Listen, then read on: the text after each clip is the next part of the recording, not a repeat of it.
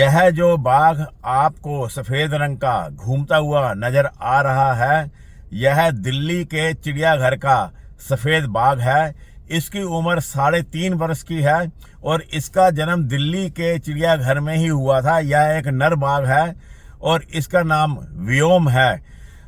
Actually में ये जो सफेद रंग के जो बाघ होते हैं, जो टाइगर होते हैं, ये एक तरह की बंगाल की स्पीशीज ही है। यह कोई अलग से उप प्रजाति या प्रजाति नहीं है शेरों की, बाघों की। यह जो सफेद बाघ होता है, यह बंगाल टाइगर ही है। यह कोई अलग से कोई प्रजाति नहीं है। तो सफेद रंग का जो बाघ होता है वो जंगल में काफी रेयर नजर आता है और जंगल में सफेद बाघ का सरवाइव करना बहुत कठिन होता है, क्योंकि इसका सफेद रंग होने की वजह से ये कैमोफ्लेज नहीं कर पाता, सही ढंग से पत्तों में छिप नहीं पाता। जो शाकाहारी जानवर होते हैं जैसे हिरन है, सुअर हैं, उनको ये आसानी से नजर आ जाता है और इसलिए जंगल में सरवाइव करना सफेद बाघ का दूसरे नारंगी रंग का जो बाघ होता है उसके मुकाबले कठिन होता है।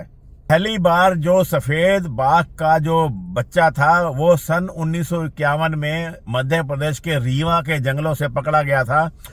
उस समय जो वहाँ के जो महाराजा थे वो इस सफेद रंग के बच्चे को पकड़ कर ले आए थे और बाद में जब यह बच्चा बड़ा हुआ तो इसकी जो आगे संतानें हुई, पहले तो 1-2 जो संतानें थी वो नारंगी रंग की हुई, लेकिन फिर उसके बाद जो इसकी संतानें हुई वो सफेद रंग की हुई।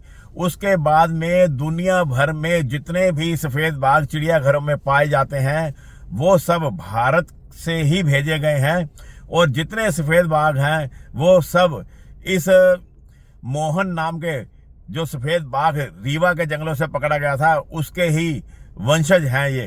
तो सफेद बाघ होता है, व्हाइट टाइगर होता है, वो एक जेनेटिक म्यूटेशन के कारण होता है जिसकी वजह से उसका जो नारंगी रंग है वो या तो बहुत ज़्यादा कम बनता है या बिल्कुल नहीं बनता, जिसकी वजह से उसका जो रंग होता है वो सफ़ेद रंग, स्लेटी लिए हुए रंग जैसा हो जाता है।